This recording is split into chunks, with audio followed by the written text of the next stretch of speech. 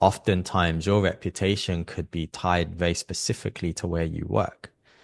So if you're under a big brand or a big umbrella, I believe it's very important not to get complacent that, oh, I'm so-and-so with so-and-so title at X company, right? Not to rely on that, because you shouldn't rely on your role or position to define you.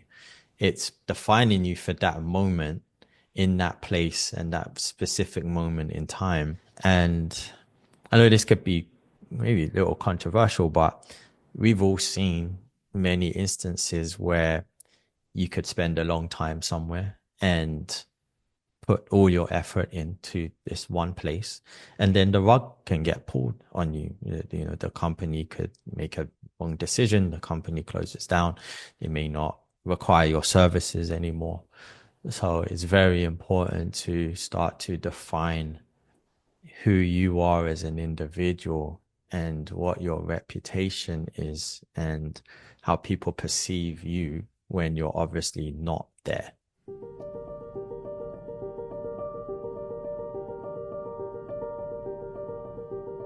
Welcome to Object, Subject, Form, a series of conversations exploring the human side of creativity at the evolving intersection of art, technology, and finance. Today I'm sharing something a little different, a special episode where I had the opportunity to step into the guest seat. I was invited by Maria Barbirotto and Stephanie Dunaiski from Swim Creative for a conversation that felt deeply aligned with the heart of this series. Together we examined the changing landscape of creative leadership, the role of mentorship in shaping resilient teams, the connection between identity and creative work, and the importance of staying human-centered as technology continues to accelerate. It was a wide-ranging conversation about navigating change without losing the core of who we are as creatives as we work to build meaningful futures. The conversation sparked a lot of internal reflection for me, and I hope you find it valuable, whether you're leading a team, shaping your own creative path, or simply navigating the shifts happening all around us. Welcome, everyone. Thanks for joining us today. This is Swim Creative's appointment with personalities, talents, and artists from across the creative world. I am joined today by my co-host, Stephanie Dunaiski, senior copywriter here at Swim Creative. She'll be by my side for today's special interview. Hi, Steph. Good morning. Good morning. And we have a guest we are very excited to introduce and chat with. The purpose of these events is to highlight remarkable talent, spotlight brands that are building something unique, and to help shape conversations around creativity and the world that's constantly evolving around us. So as I said, I'm really excited to introduce our guest today, Simon Clowes. Born in London, Simon studied at Central St. Martin's College of Art and Design and the London College of Printing. After completing his studies in graphic media design, he relocated to Los Angeles to pursue a career in design for film and television. He has extensive experience in film, animation, and visual effects. Today, he is a managing creative director for Apple and a prominent personality in the creative industry. He's not only a strong creative leader, but also the host of my favorite podcast, the Object, Subject, Form, which I recommend everyone to go listen to. In addition, Simon has earned numerous industry recognitions, including Emmy Awards, South by Southwest honors, and many more. But I won't take over the whole intro. Simon, thank you so much for being here. We're truly glad to have you and excited to chat more. Please feel free to add anything I might have missed. How are you today? Yeah, thank you. That was an intro I've never really heard before. So yeah, thank you. I really appreciate you having me here. And yeah, it's nice to hear everything back. But very kind. I'm not sure favorite podcast, but it is mine for sure. Too kind. I really appreciate it. Thank you. Well, thank you for being here with us. Yeah. And before we dive in, I want to give everyone a quick overview on the main themes we'll be exploring in today's conversation. We'll be talking about Simon's creative career and his journey across several experiences. And also, we'll be talking about creative leadership and mentorship, how strong creative voices can shape teams, inspire others, and leave a lasting impact across industries. We'll also look at the evolution of creative agencies, how the role of the agency is shifting, what's being redefined, and what remains essential in this new era. So let's get into it. And I guess we want to start from your early influences and education. Simon, my first question for you brings us back to your childhood and the early years of creative exploration. Would you walk us through your creative journey as a child? And what was the first creative challenge you remember overcoming? And Mhm. how did that experience shape your approach to creative problem solving later on? It's a very interesting question to try and to remember the first creative challenge. I think I always had an interest in art, but I didn't really discover that until or take it seriously in my own mind until I was probably around 5 years old. But I do remember, obviously, as a kid, you have the paper and you're drawing and your parents give you the crayons and the coloring pencils and that. But I remember I really did start taking it seriously when a friend of mine was really good at art in my class. And I think that was the first time I actually experienced my competitive nature or realized that I was competitive in that area. And so he would draw all the time in class and I would look at what he was doing and try to mimic or copy his sketches. And so that really, I think, inspired me. I would also say, alongside being competitive, it was probably my first inspiration to pick up a pencil and actually try to create something that was better than somebody else.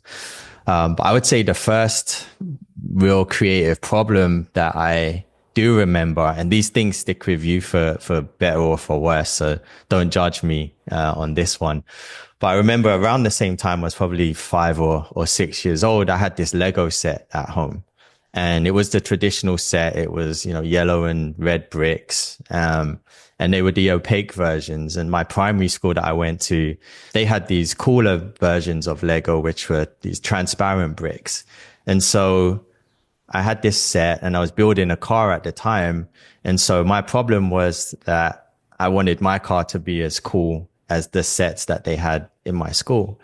So I was, how can I get these transparent bricks? Because I know my mom's not going to buy me any more Lego set. So I actually stole the Lego piece from the class. I put it in my pocket. And the problem that I was faced with is how can I get it from school to my house? And I knew my mom, she's smart. She buys every toy that I have. And so somehow I figured out in my mind that I needed some way to try and convince her that I can bring this new piece of Lego into the house and not get found with it and get questioned about it. So what I decided to do is put it in my pocket.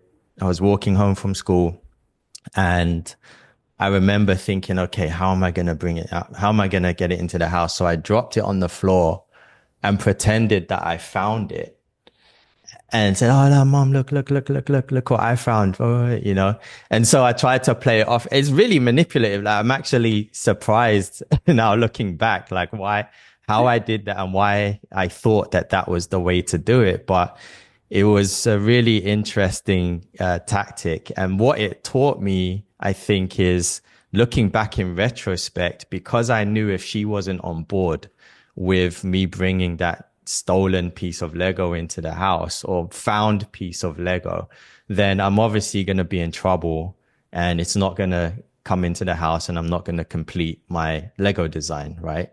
And so what that does teach, and I reflect on that now, is that if you can have a plan or a creative idea, but if you have to answer to someone, a client, a team member, somebody that you're laddering the work up into, you have to convince others to buy into what you're doing, right? And ways that you do that is generate excitement around an idea or a problem that you're solving to get someone else on board. So I always remember that. And I didn't know all of these things back then, but it was a kind of primitive subconscious thing, I suppose. So she did get on board with it and thought, I think probably till this day. So when she sees this video, she's probably going to be mad at me, but that was a long time ago. So there's some real confessions happening here Yeah, today. exactly. Well, that's pretty brilliant, I have to say. Um, well, so I feel like many creatives, especially maybe at the beginning of their careers, struggle with finding their voice. Yeah. And you attended two very prestigious design and art schools. In particular, Central St. Martin's is famous for nurturing boundary pushers, many of whom go on to redefine entire industries. So my curiosity is if the environment itself was promoting your self-exploration as a creative identity, did you feel pressure to conform to traditional creative frameworks during your studies?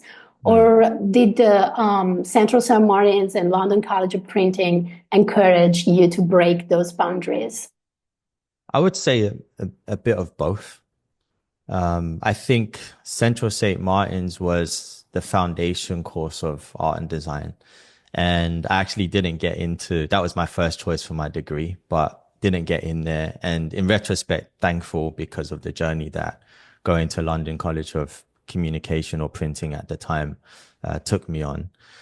I think they always taught, if we think about London College of Printing to start with, I was always taught to respect the grid because it was more of a like a graphic design course that I was on there, graphic media design. So we were very much taught about layout and composition, and there was a lot of rules, especially in the beginning. Taking time, it was kind of frustrating to learn all of these tools and to understand, or all of these rules, I should say, and understand how the grid works, how typographic layout should be. There was a lot of referencing to Swiss typography. And so there were the restrictions that were in place sometimes was you can only use one font, you can only use one weight, you can only use one color. The size of the paper had to be the same size. So it taught you how to use space very much. So like I said, the beginning stages were quite frustrating for me as a creative, but at the same time, they always emphasize the fact that we're going to be teaching you all of this now. And in 2 or 3 years, this is all going to make sense to you. So learn the rules and then learn how to break them, right? And so there's very traditional techniques such as letterpress, and you're thinking, why am I learning all of this when I can just go and use Illustrator or Photoshop? But I really do appreciate that teaching. And so after that, then yeah, it was encouraged to be more expressive. But I do agree, in order to be expressive and to be creative in that way, if you learn the correct way to do it from the beginning, you always have these underlying rules that you can go back to later on in your career or your own personal creative projects. Thank you so much. That's very interesting. Yeah, like I feel like the rules in some way kind of give you also an occasion to push yourself and to, maybe like it feels like from the outside, I am not designer. I don't have any experience with that. So from the outside, it might feel like it is putting boundaries, but in whole reality, it's maybe like making you even more creative and finding ways to work and express yourself within those structures, which is beautiful. Exactly. And then it becomes second nature. I mean, you have to care about the space between every letter, right? You have to care about the leading and the kerning, the overall composition. But once you've learned it and you then take the training rules off, then it becomes second nature and you can see it. But then that has the adverse effect when you're outside and you're seeing bad letter spacing, and it's like you kind of go crazy. But yeah, I wouldn't turn the clocks back. I think it's very necessary to learn that And I think more education systems with design, should definitely incorporate those skill sets sometimes over the highly technical ones as well. Sure. Start with the basics. I Yeah. think that's fantastic. I mean, honestly, to have your creative based in, starting out in 3D, right? And learning that process, it just gives you such a well-rounded base then to take it, you Mhm. know, digitally. So I was fascinated to hear that just now because that's amazing. I love that. Yeah, they're like starting off with the physical. And I think Yeah, every, like it's later on when you have to start doing storyboard design, or you have to start to think about a project that you're starting from from scratch, from a brief. I think it's always important to discover what you can bring into the computer and think about how you can just not just rely on references or something that was generated, but actually, and I know we're going to get into that a bit later, but starting off with the physical form first and using nature and what's outside and bringing that in, whether it's through photography or whatever. absolutely. And now that you're in the headspace, that you're back in London College of Printing, Yeah. and you're kind of in that headspace, are there any memories that you have or any specific pieces of advice or critiques that you were given by a mentor or an educator that Mhm. really significantly shifted your perspective or your approach as a creative? Yeah, I would say, yeah, I mean, positive and negative, actually. I think positive was a friend of mine who was actually at the same college. I remember this. I know you remember these things that really stick out. I was in the library and I must have been on my laptop and I was, designing something very early on in the course. And he came over to me and saw what was on my screen and he said, "Hey, have you ever looked at the work of Joseph Muller-Brockmann or Armin Hoffman?" And at that time, again, it was very early. I hadn't been introduced to their work. So he takes me over to the shelf and pulls out the book. And I still have a copy over here. But there was such a beauty in the simplicity and the use of the grid, but also a very playful nature to the designs with the composition. And I remember that as the exact moment that I really fell in love with typography. Again, I was kind of frustrated about learning all of these rules, but then I was able to see when you do, and these were the masters, right? What beautiful compositions you can make if you follow the rules and then obviously break them. Or it's not just a grid as I was thinking in my head. There's many grids that you can create. You can create your own grids. And so I definitely went down the rabbit hole there and truly appreciated how typography was able to be used in such a playful, sophisticated manner. And I really think it's really important what you reference really early on and how you continue to reference material out there, because your frame of reference influences you so much, and that can obviously influence your final output. And if you're referencing the wrong things, or you're referencing, to me, things that are created like maybe yesterday, you have a tendency to potentially follow a trend. And so I like to reference things that are a lot older, maybe when those creators didn't have computers and didn't have the internet. So they only really have life to reference. And it's the same with very early filmmakers. You're referencing life, you're looking at how light works, you're looking at how people move, you're understanding, should shoot at this time of day versus that time of day. And I think there's a pure sensibility if you start to look at that work, because now we're kind of spoiled. And that for me is whenever I start a project, I do try to think about, let me reference theater, let me reference old films, let me reference the old greats, with typography or graphic design. And not to say that there's not great work happening now. I just think if you're trying to stay off trend a little bit, it's nice to go back and see how it was done when the tools were a lot simpler. That is beautiful. Yep. Thanks for answering that. So and to connect with the film you mentioned, so after your academic journey and your degree, you made the decision to move to Los Angeles. Do you briefly want to talk about that decision? And in particular, I would love for you to share with our audience your experience working at Prologue Films under Kyle Cooper, which marked a turning point in your career. And can you share a specific moment when your creative expression truly aligned with professional execution? And what is the journey that took you there?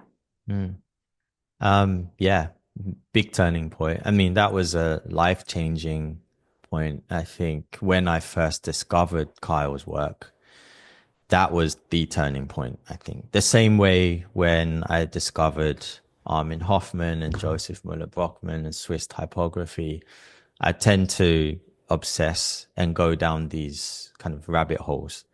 And I definitely did that when I discovered Kyle's work. And Imaginary Forces had this very simple website, and I would download the videos and really look at them frame by frame and interrogate how it was done and try to understand. And it was very different back then. I think now the veil of mystery has kind of come off the process a little bit, because there's tutorials on how to do things on YouTube. It's very easy access, right? The tools have become more democratized. You can get DaVinci Resolve on your laptop, right? High-end compositing software. You have really great digital cameras to go and shoot. And so if you think about back then, when I was looking at the work, there was so much mystery still, and you have to really go frame by frame, and I'm looking how the transition is happening. And it's low resolution video too, so it's like you're not seeing like all of the details, but you're kind of trying to fill in the gaps a little bit. So yeah, I have a lot of respect for those early days, and Kyle bringing me over to LA definitely changed the course of my personal life and my creative career. And that entire decade that I spent there had a huge effect on my creative approach. I was exposed to entertainment. Growing up in London, you only see this kind of on TV and how the studios work. So I was given a kind of front row seat into going into the studios, and he really invested his time into me to bring me to, I remember the first time going to Sony and we were working on the Oscars, and he said to me, you know, now you understand how all of this works, because you are actually inside the beast, inside the machine, and seeing all the intricacies of the conversation and how people spoke about the work. I understood how the production process worked, from live action to CG to blended. It was a company that very much had a mixed media sort of guerrilla approach to creating the final output. We would go down into the garage and we would shoot things, and we would scan elements in, or, you know, shoot elements and bring them in. There wasn't much of a like stock library available, especially for high resolution video. So a lot of it you would make. And so it definitely taught me, and I believe everyone that was there at the time, how to be very tactical and how to bring something into the computer. And I think that separated the work from perhaps a lot that was out there at the time, because it was a very tangible approach to making things. Right. And I still work with a lot of the creatives that were there at the time, and we stayed very connected, I think, just because of how kind of on the front line we were together. It was very much like an apprenticeship. And I just remember, I think, going back to your point about it being a turning point, there's different kind of leadership. And Kyle was somebody who I think was very trusting and would test you a lot. And so, for example, it might be 9 o'clock in the evening and we're working on something and we're shooting for some storyboards that we're going to make. And I think at the time, I remember it was Scarface for the video game we were doing. And he he said he was going to go home, and so he left and said, I'll be back. Didn't say the time. He just said, I'm going to go and put the kids to bed. I'll be back. And at that time, is again, we're quite new, and so you're not going to go home if he said he's coming back. And so now it's midnight, and he's looking at the clock. He's not there, so we're still shooting and bringing the photos back in, and we're editing them. And it's 1 o'clock, doesn't come back. 2, you're starting to get tired, but you still don't. You could come back at 3 o'clock. So because that's how it was, you just roll in at 3 or 4 o'clock. But he didn't come back, and so he came back in the morning. We were still working, and I think that was a test to see if we would pack it up and go home and get tired, or if we would stay. And we had a deadline the next day and get the work done and finish it. And I think that the time, for your second question, the moment when I think the creative expression aligned with the execution, it was when I got to shoot live action. And I think it was the second live action shoot that I did. The first one was for this Dodge Ram commercial, and it was macro photography with letterpress, which brought me back to the early days. But for Elementary, I think that was a turning point because I was on holiday at the time, and I came back and the whole studio was working on this pitch, and everybody had done, they created frames that represented New York, and there was a lot of New York skylines in there. And they were trying to communicate that the Sherlock Holmes story was set in New York versus London. And so I didn't want to come and make the same thing that I was seeing, because I really, at that time, I would just be adding to the same pile of work that was looking similar. And so I decided to think about this differently and go internally and try to discover or communicate how Sherlock's mind worked. And I had a call with another client maybe a few weeks before, and I remembered this discussion about Rube Goldberg machines for another project we're doing. I think it was for ESPN. And so I thought, well, Rube Goldberg machines are like this cause and effect. One thing happens, then another thing manifests from that action, right? And I thought, well, that's kind of the way the mind works, or how Sherlock's mind works, from thinking about one thing and trying to think ahead. And if there was an action or cause, what was the effect, and piecing the puzzle together almost until, similar in that mousetrap game where you capture the criminal, right? Or you capture the mouse, but in this case, it was capturing the criminal. And so I was able to heavily influence the production design. The idea ended up winning, and we'll get onto this later too, but I think Kyle pitched the idea in front of the directors at that time. We were still kind of younger, so he did the pitches and defended the idea and actually helped sell it in. And I think it's very important as a creative leader, if you really believe in an idea, to protect it and make sure, if it does feel like it's over here, there's a tendency for something that's so different to be rejected. But if you believe in it and you see something in it, defend it also, and don't throw it out or just agree with the first no that you get. And so anyway, all the stars aligned. I was able to influence the shoot heavily, and yeah, that became, I think, one of my favorite pieces still to today. That's wonderful. And it's beautiful what you just mentioned about how great ideas sometimes, or ideas that are maybe a little bit more out of the box, get sometimes rejected, or there's some how can I say, like, how some limitation to, like, even present them more than once or twice to the client or something Yeah. like that, because immediately there's this sense of insecurity of maybe it's not the right one. But Yeah. it's true, when you believe, and that shows a lot about your talent, like for Kyle to go out there and like defend your idea, Mhm.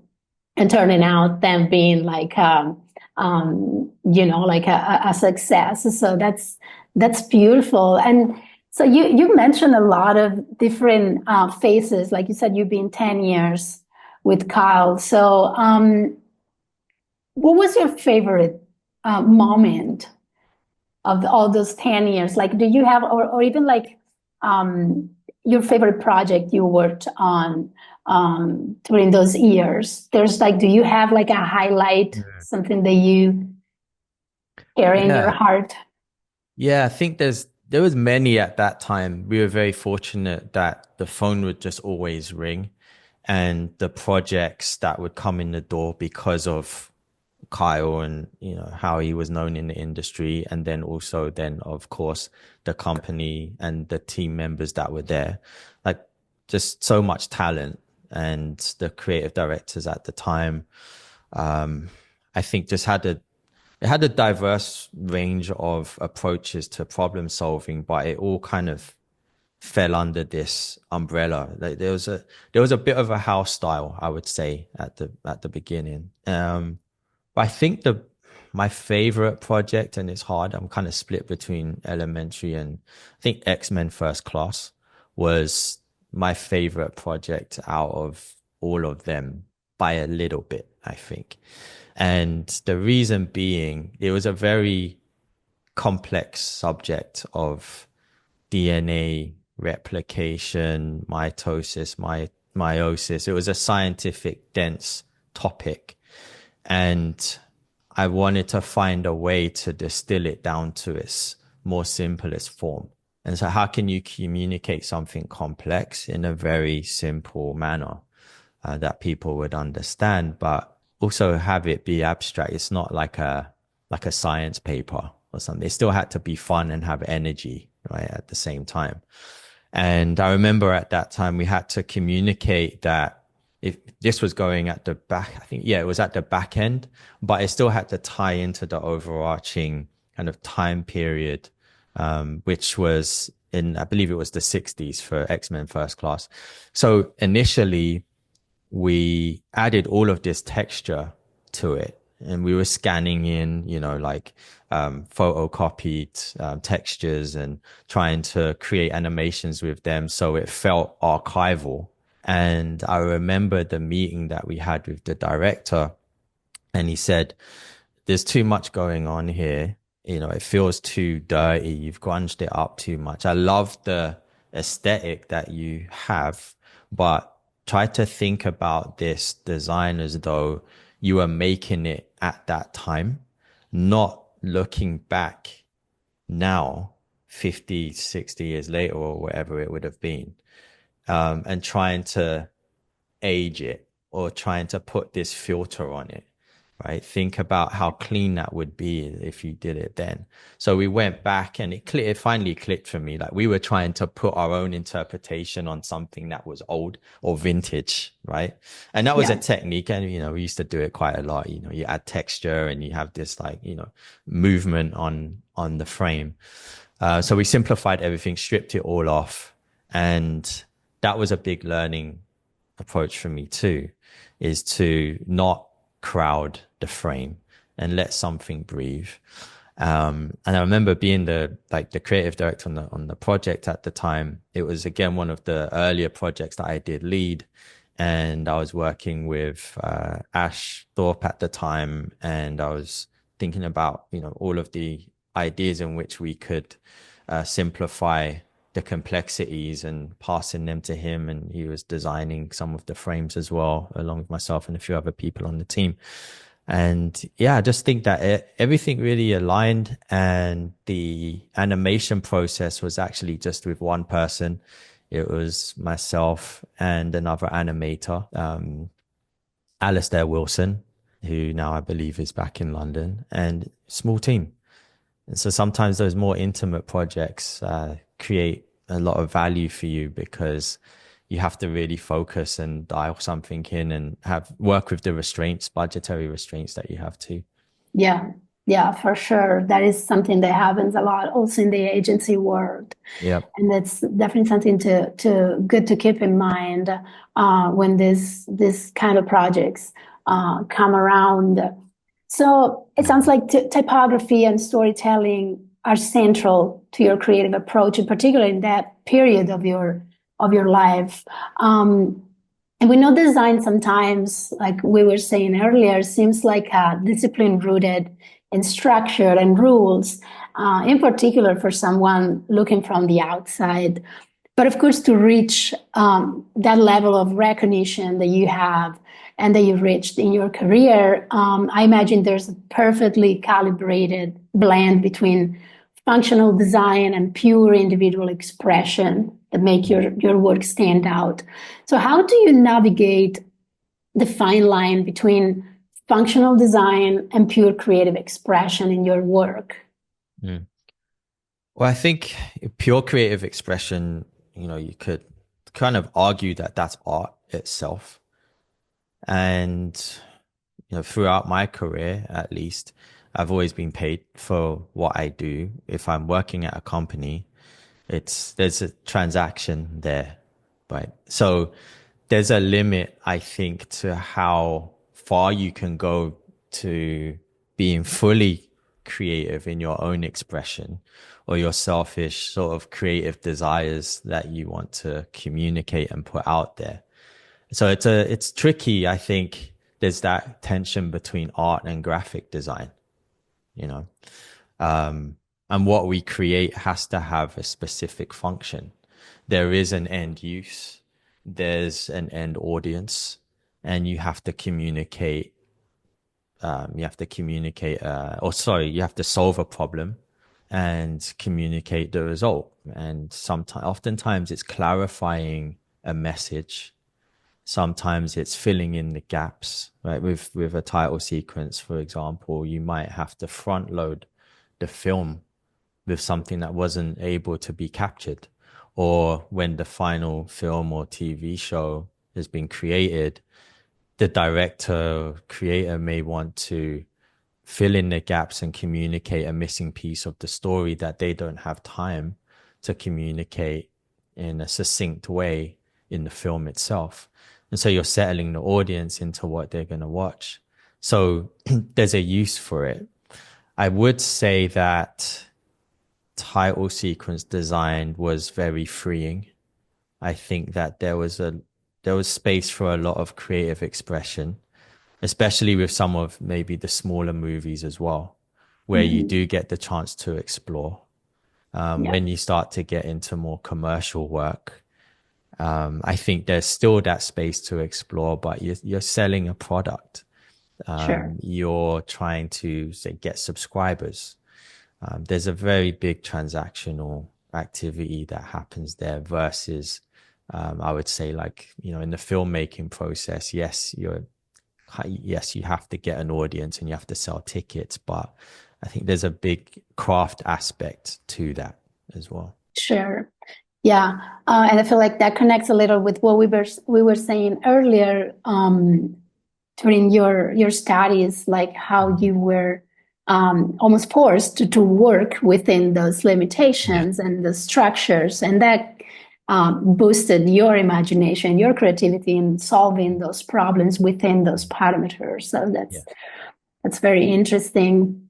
Yeah. And even if somebody is paying, right, you still have that duty to convince whoever's paying you that this idea best solves the problem that they have, that they've hired you to solve, right? Yeah. So it's a push and pull, right? It's like, how far do you push your idea that you believe is the right way, and how much do you then also take on the feedback, but not so much that maybe it completely derails the essence of what the creative is. Yes. And that just comes with going through it, and different clients have, different sensibilities and different ways of working. Some are more demanding and I want exactly this, and some is a little bit more open. I think if we want full creative expression, I mean, it's art at that point. Right? Yeah, for sure. That makes totally sense. Steph, there's any question you want to ask? I mean, I think I had a question about, your most transformative project from that time frame, but I almost feel like you answered it already with X-Men First Class, but maybe there's something else that you feel was more transformative to you and how you sort of shaped your creative philosophy going forward. Hmm.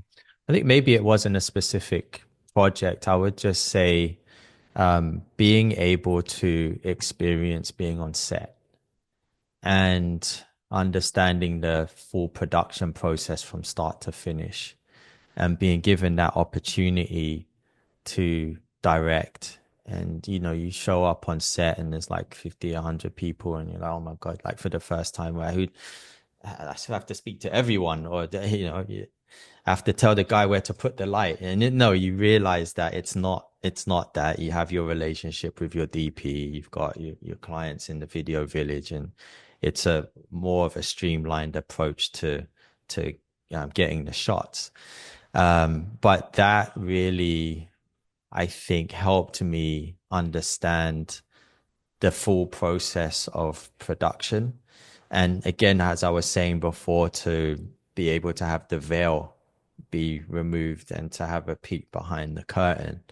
And I always then try to actually craft my storyboard designs in a way that would lead into a live action shoot, whether or not that was always possible for budget constraint reasons as well.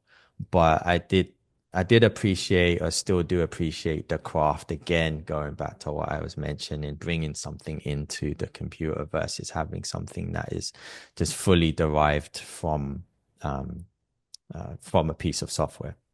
That's great. Thank you for sharing that. Honestly, like hearing you talking about your story and your passion, it's truly fascinating. It's true that success is built sequentially, and hearing the journey of your life and your career is truly inspiring. I am really fascinated by your thoughtful and critical way of analyzing creative processes, and especially in connection with human emotion and the way society keeps evolving, and looking back at the past and looking back at how things were done before, and keeping that, always in connection with your creative expression. Mhm. I think that's what, in my opinion, makes your creative philosophy so compelling. You pay close attention to what's happening in the world, both culturally and creatively. Yeah. And so, after many very successful years and accomplishments, you're now managing a full creative team. And I would love to talk a little bit about that as an introduction to a deeper talk about your leadership and mentorship approach. And I am sure working as a manager of a creative team is a unique challenge. And Yeah. I'm interested to know, how have you balanced maintaining studio brand legacies while pushing creative boundaries? Yeah. I think even just to start with Prologue again at the beginning, right? You go somewhere and there's an aesthetic or a house style, and you can kind of inherit that in a way because you're surrounded by the people that are making the work, and it kind of, even through proximity or osmosis in a way, you inherit this house style a bit. It has to rub off on you. There are some people that obviously have a very, very, very distinct style and come in with that. But speaking personally, entering the company at a very young age, you're likely to be quite impressionable, right? You're inspired by the work that is being done by your peers. And so that becomes a benchmark, as well as the references that you're surrounding yourself with externally, right? So with all of that, the question is, what can you bring to the table, and what style can you bring to the table, and how much of yourself are you bringing into that creative process, whilst working underneath this banner and finding your own style, especially somewhere where it's maybe a larger corporation with a more established brand and look and feel. That's again, this sort of push and pull with your creative aesthetic and the brand that you're actually within. And so I do try to, and did in the Prologue days, sort of encourage the team to try and find the direction that works for you. But I think at the core of it was maintaining this essence of quality and respecting the brand where you are at. So if a brand has a very sophisticated, simple aesthetic, it doesn't make sense that you're going to create something that feels like it's really textural and elaborate and messy. And, I think you do have to follow some sort of structure and guidelines. At a creative studio, maybe it's a little easier to step a lot more outside of that. But I think it's good to try and push the boundaries and to be, what I would say, an extension of the legacy that you're in, right? And carve out your own style within that umbrella brand. And most studios do embrace that diversity of thought. I mean, that's why people from different backgrounds and different cultures are hired. And so it is so that we can push the creative boundaries. And I think any successful company or successful studio acknowledges that creative diversity is key to being successful. Yeah. And so right now you have the responsibility of a whole creative team under you. Yeah. How do you think that, and how does your approach to creative leadership differ from your previous roles? And what have you brought from your past experiences into your current position? Yeah, it differs very much, I would say. It's almost like night and day, the more responsibility as a manager you have. Before, it used to be purely about the creative process and the creative output. And it was never really about career guidance. It was always about, very narrow on what you're making as an individual in the beginning. And then what your team is making when you become an art director or a creative director. You're then almost like the lighthouse that's steering or bringing people on that journey. But being able to also be very collaborative in that process so that you're taking input from your team, because your team can make the work better. And I don't like to be a dictator, as it has to be exactly like this. Obviously, you do have a vision, but I respect what other members of the team can bring to that. Otherwise, what is the point of having a team with you, right? And so I was judged mainly on, or directly on, myself or my team's creative output. And that was for many, many years. So aesthetic, form, storytelling, the color, the composition, and leading a lot of teams to win work from a brief and then execute that work. So we always briefed in and then you're executing the brief, and it was about the pitch and winning the pitch and, leading the team and putting great work out. And I think now it's still about that in a way, but it's not really about winning the work or that kind of camaraderie in that way, because essentially you're creating the brief. And so for me, it's more about convincing people working more cross-functionally, relationships. And for my team, it is, as I was saying before, protecting the work, protecting good ideas. The ideas are extremely fragile, break very easily. And as you start to ladder work or share work horizontally or share work vertically, the ideas either get added to them by means of course, when you have something and you share it, it tends to become bigger than yourself, right? And so you have to be able to navigate that and be okay with that, but also defend it if you think it's coming too far away from the intended final output. And of course, by saying all of this, it's not just about me now. It's about the whole team and it's about other people. And your team's success equates to your success.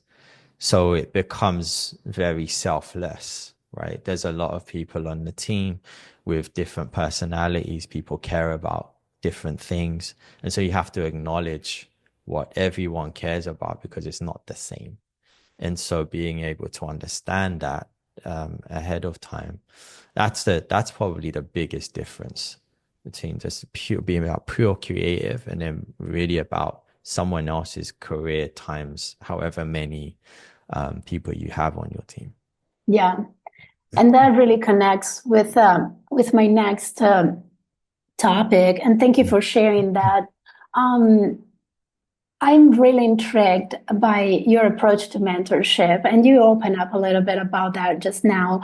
I feel like you really have this focus on connecting the human side of creativity with the outcomes that you produce. And from what I hear, your philosophy seems to place value on validating ideas and making sure creatives in your team feel seen and heard. Which connects with something I care a lot about too, shifting leadership's focus toward nurturing and truly understanding talent and recognizing their value. I love the concept for which sometimes we think we are not capable of doing or accomplishing something until someone puts trust in us and simply tells us to do it. And in that moment, that becomes our reality. All of a sudden, we are capable. So in the end, cultivating talent is what seems to lead to empowered creatives and at the end, truly exceptional work. 100%. Yeah, so how do you balance giving guidance and structure to your team, but also validating and inspiring potential growth with providing the freedom to explore? You shared a little bit about this, but do you have any specific approach that you take in your mentorship with your team? Yes, I think there's not one specific one size fits all approach. If you have a lot of people on your team, like I was saying, people care about different things. People experience or interpret feedback or guidance or their environment in different ways, right? So you have to be very aware that person A is not going to respond to this the same way as person B, right? Or person C or D. And you'll care about something in your career or something drives you more than what Steph is driven with, right? So a lot of this is done, all right, my approach is a lot of it is done through one-on-ones. There's many vectors and a lot of these things you can't discover just through the work. And so having one-on-ones with your team and sticking to it as well, because you're always busy. There's always a deadline. There's always a meeting. It's like 10, 15 meetings a day, but you have to make time to speak to the people that are on your team and get to understand who they are and what drives them, what excites them, what are they scared of, right? But the thing here is to do that, you have to create this safe space for that conversation and for that exploration, because if you don't, you can't have these conversations. You can't have, they're very open conversations that you need to create an environment so that somebody feels even safe enough to have this conversation with you. And I feel like through these one-on-ones, like I try to be as open as I can about my own experiences too. And you have to know, in such a matrixed place or even a small design studio, where your teams are mentally, right? What potentially what are you dealing with on your day to day? What's bothering you? Like, not all the time everything is going to be amazing. You may have got a piece of feedback an hour ago and you feel like, quitting your job because it was pretty brutal. You came out of a very brutal review process, and we all know what that feels like, right? Sometimes it could be for good reasons. Sometimes somebody could be in a bad mood. But this happens every day. You have the best reviews. Sometimes you have the reviews that just make you feel like really question yourself and let imposter syndrome seep in.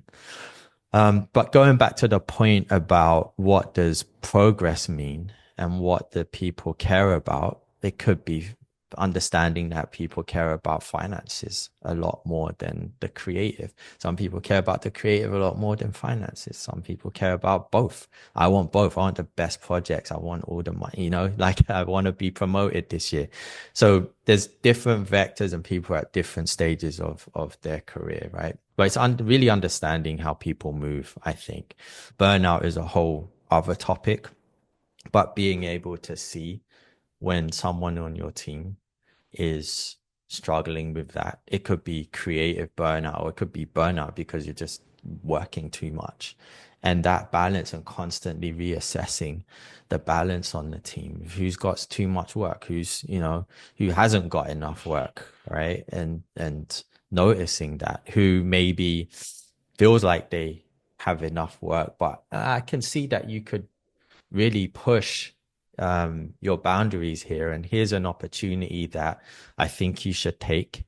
And it may be uncomfortable, but in the long run, maybe you can't see what that could do for you in the future, but this is an opportunity that could really be a pivotal moment for you.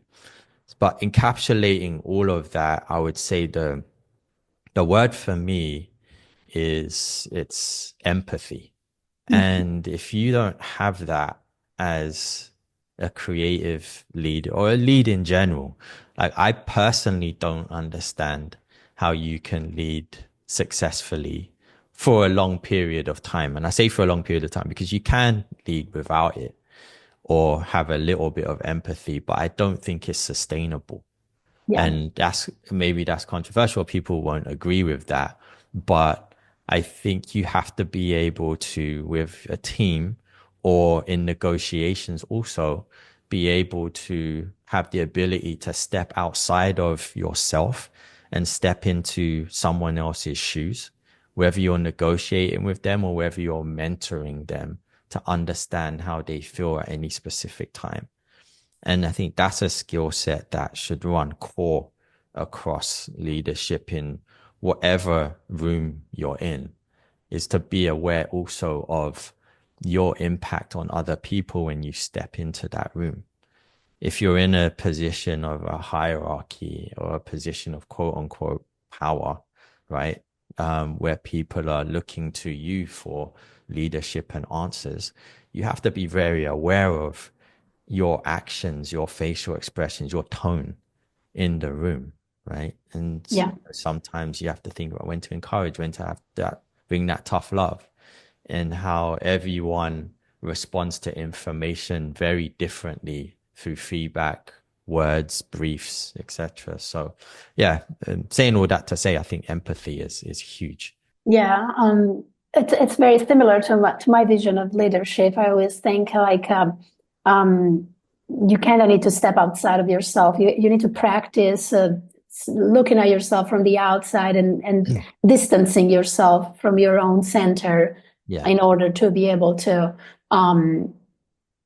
be a good leader for others. It's kind of like you said a word earlier, selfless, and Yeah, and that's kind of it. It's like wanting to see others succeed, almost more than your own success. exactly. It's separating the two things.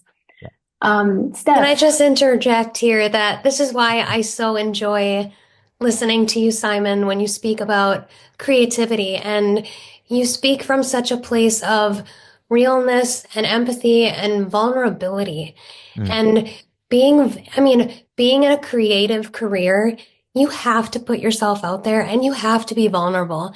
yeah, And what really stuck with me from what you just said, all of it just rings so true. But, saying like crafting that safe space and having that trust, you really have to trust your team. And if you don't have that foundation with these people that you're in the process, you're in the grit, you guys are like burning, turning, churning, yeah, like there's a lot. And yeah, so just like, I really appreciate that you are giving voice to how important it is to have empathy as a creative leader.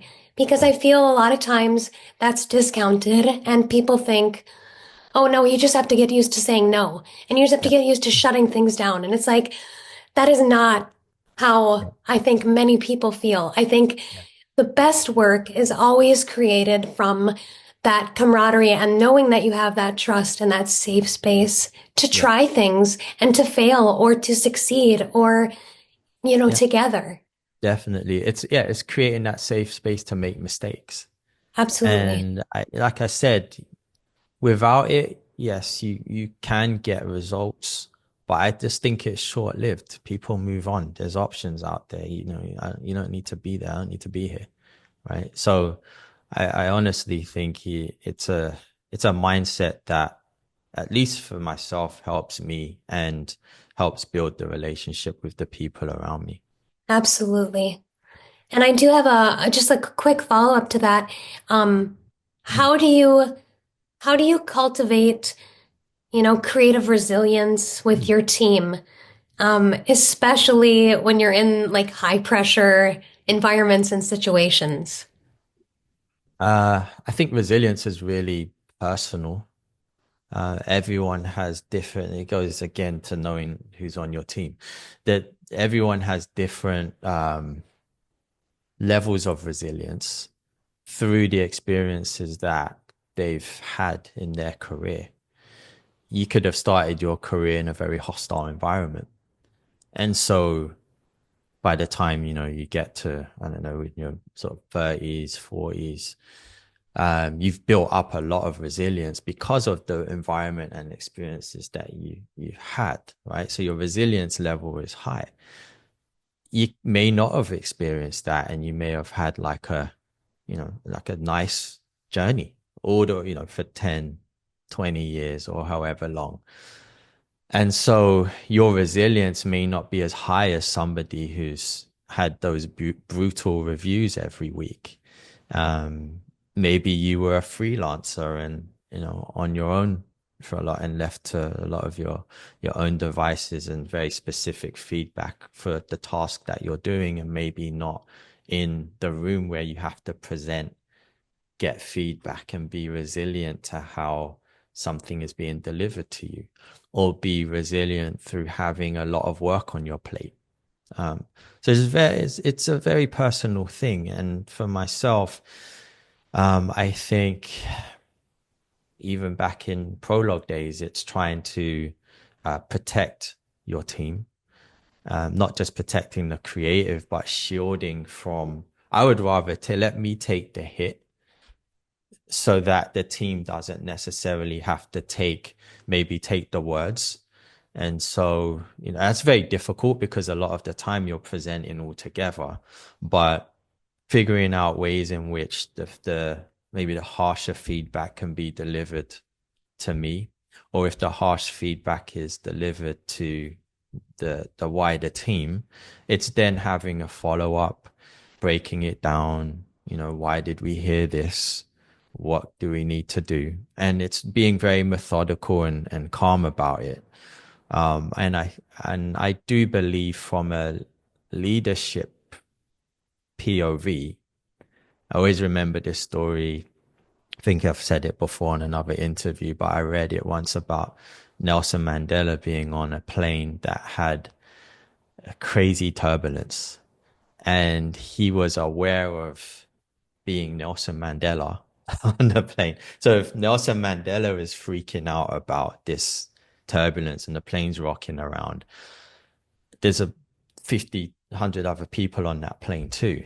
People beside you are looking at you for your leadership and how you react in that situation of stress.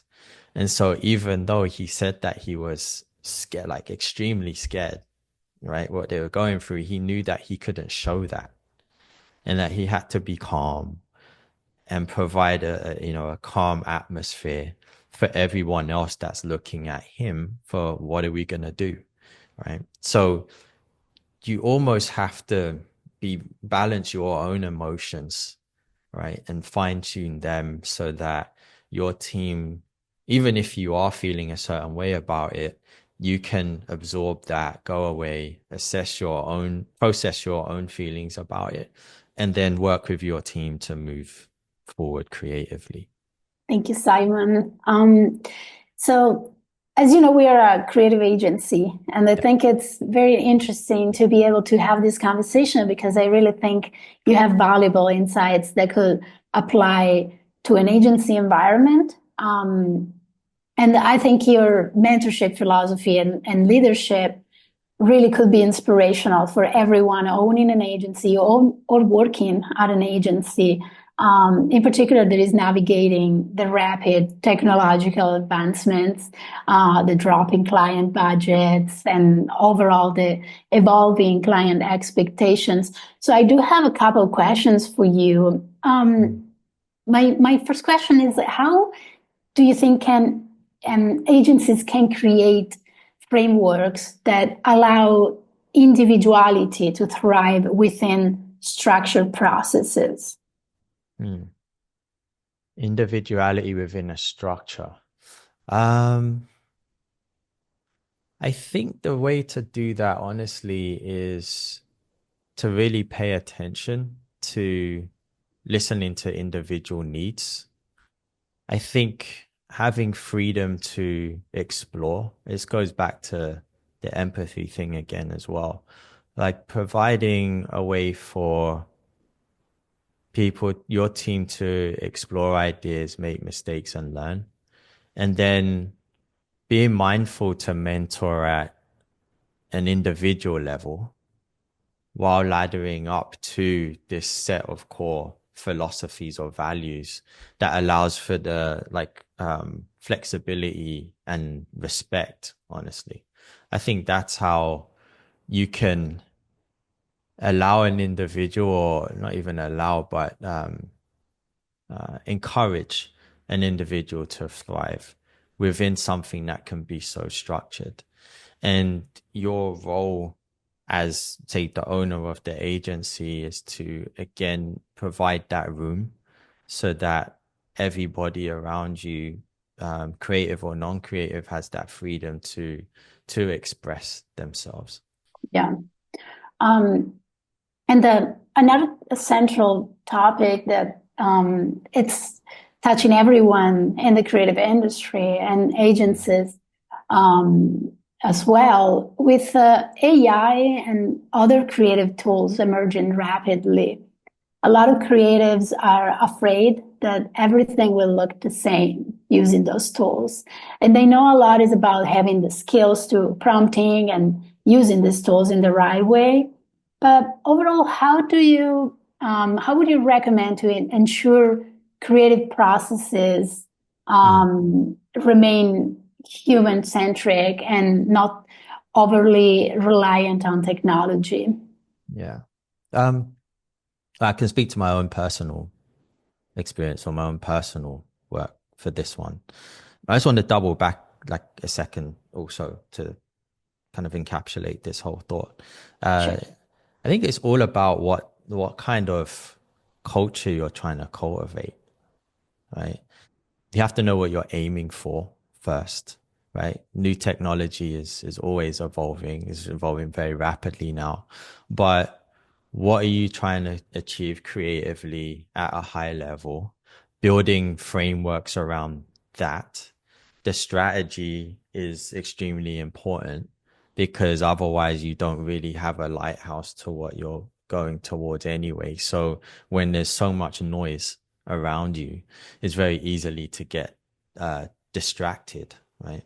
And there's not like this one size fits all. I think you have to create a core set of values, think about these values, and ensure that those values ripple through your conversations, through your organization, through your interactions, through the good and the bad, right? So, to answer your question about advancements in technology, right? It's all about using the technology for the things that you want to create. And I read something online the other day and it was talking, I had to laugh. It said there's a difference between a chef's dish and a microwave dinner, right? And so when there's so much noise out there and so much accessibility to these new tools, much like any tool, right? It's democratizing access to a lot and it's giving opportunity, which is amazing, right? We wouldn't be here if laptops cost $10,000, $20,000, right? I mean, it's the more advancements in technology, the cheaper it gets, right? But much like other tools, like before they existed, some of the best work was created, as I was saying, by hand. When you went out there, you got your hands dirty, you shot photography for your storyboards, you were referencing life, right? You went on set, you worked with a team. You went outside and smelt the grass. You captured something that was completely original, something that could, I would say, like only could be actually captured on the day with that set of conditions, with those people, with those lenses, with that camera, with that team, with that costume designer, right? With that art department, that art director, that process of looking at going to the prop house, looking at all the props, adding texture to them, right? Putting the lights in a specific way.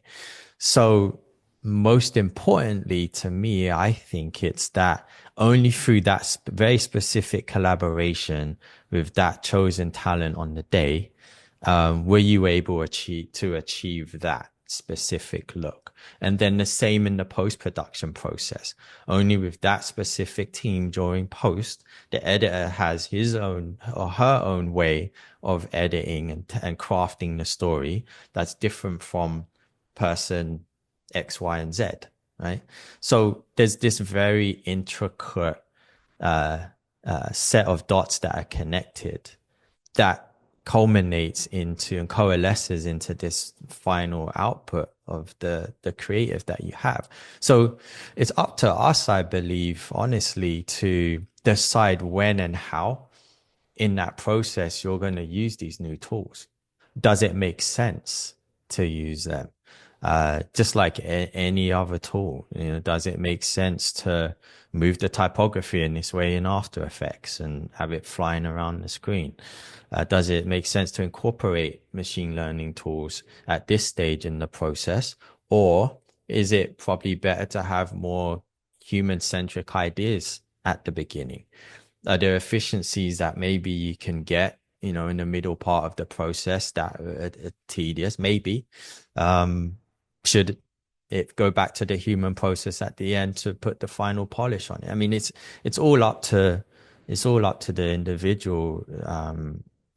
individual to decide that on the process, right? And most importantly, just asking why.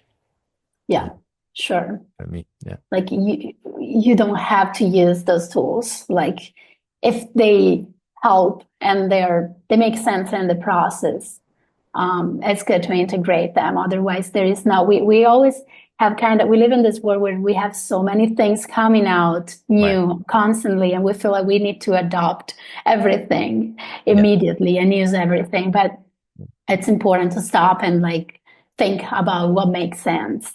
It's important to know about. It's important to be able to, I think, use the tools and understand the language, and to be able to, once you know, you can speak the language, even if it's not you using them directly.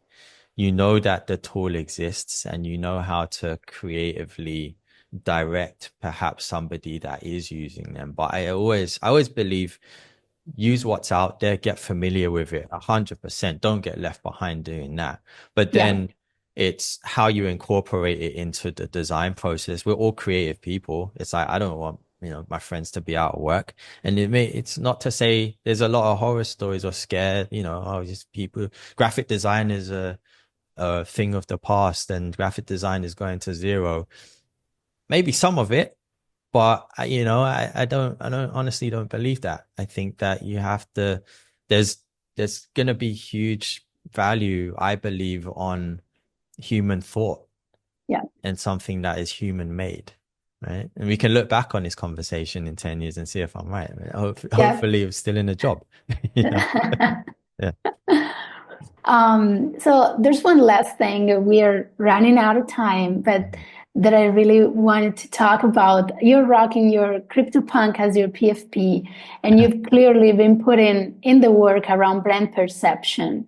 You have an amazing track record of accomplishments and recognitions as a creative leader. You've been invited to speak at many important events, and your podcast has generally become, as I said, one of the most uniquely interesting and inspiring ones I've come across personally. But why am I saying all this? Because to me, it's all a package. It's the continuum of who Simon Clowes is and what you represent creatively and culturally. And that brings me to the topic of personal branding and reputation equity. I feel today more than ever, it's become almost essential for talent across the board to build a personal brand that truly reflects and carries their professional reputation. And it's now common to recognize talent not just by their work, but by the brand identity they built around themselves. And I think you've done a beautiful job of leveraging that, using your personal brand to reinforce and elevate your professional reputation. So what advice would you give creatives? It's a common phenomenon. We've seen it with NFTs, the social media. There's a lot of talent that is already doing that, like building their personal brands. But as this phenomenon, this trend grows, what are some advices that you will give to creatives that want to build their personal brands? And also, how do you advise they build and maintain their reputations over the long term? Yeah, I think first of all, it's definitely advisable to make sure you're thinking about it.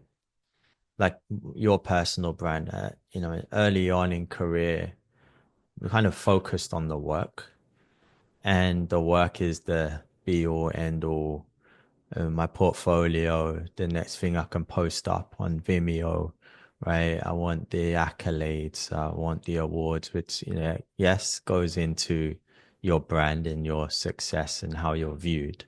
But that's only like to me, that's one aspect of it, right? I believe you have to make sure to, complement that with building respect through your actions and how you carry yourself, beyond the portfolio or beyond the awards that you're trying to chase, or that you're getting. And it doesn't mean shouting online, or posting your work every minute.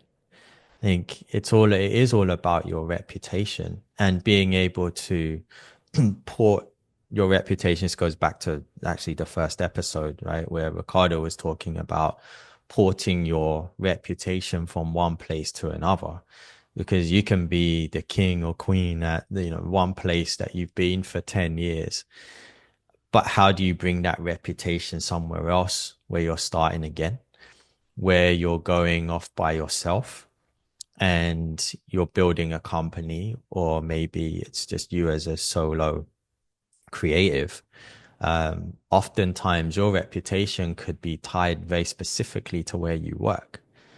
So if you're under a big brand or a big umbrella, I believe it's very important not to get complacent that, oh, I'm so and so with so and so title at X company, right?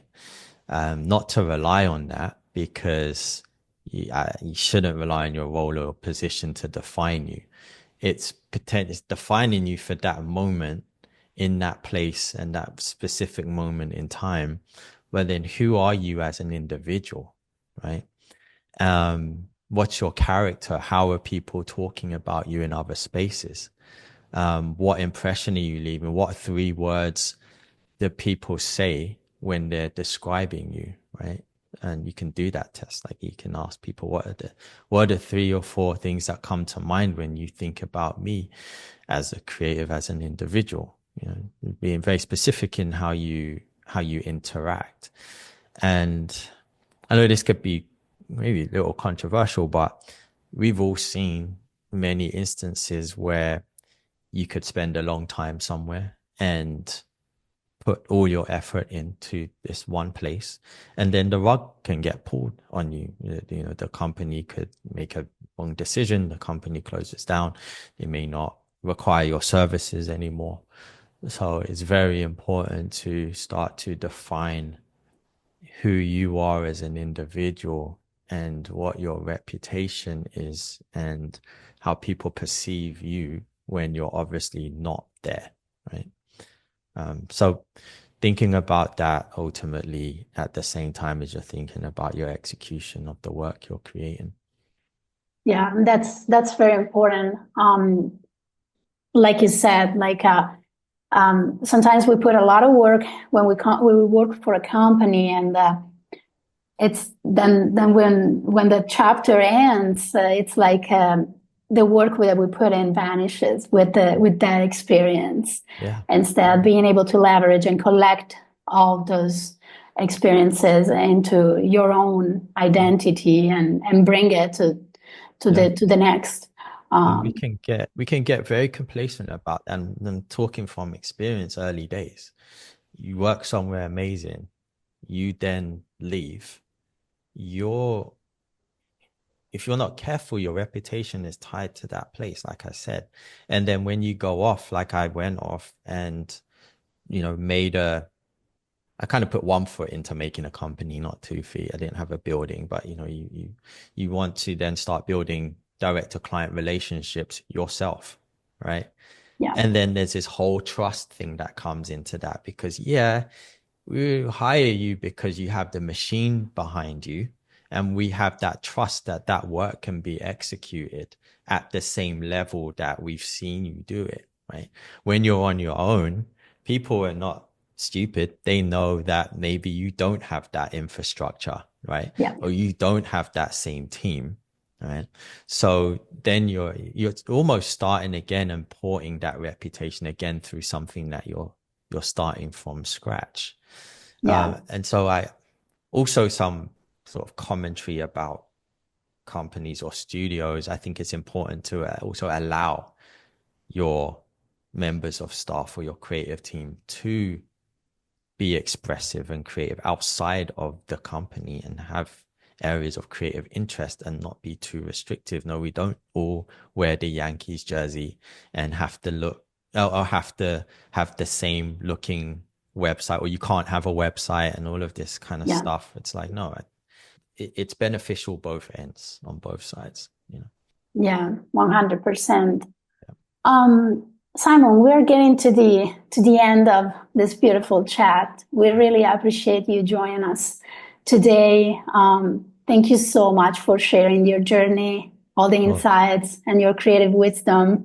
It's been incredible to hear about your approach to leadership, mentorship, and how you think about creativity. I think we can all take away something valuable from your perspective. And for everyone watching, I encourage you to continue following Simon's incredible work, especially through his podcast, Object Subject Form. And Simon, how can the people watching us can connect with you and follow your inspiring journey? Yeah, I think the best thing, I mean, if this was supposed to be the live, so I would have said LinkedIn, all of the links are there. That's the best place really to find me and find the other social platforms. And like you said, the podcast Object Subject Form is on most streaming platforms, Apple Podcast, Spotify. But yeah, LinkedIn, connect.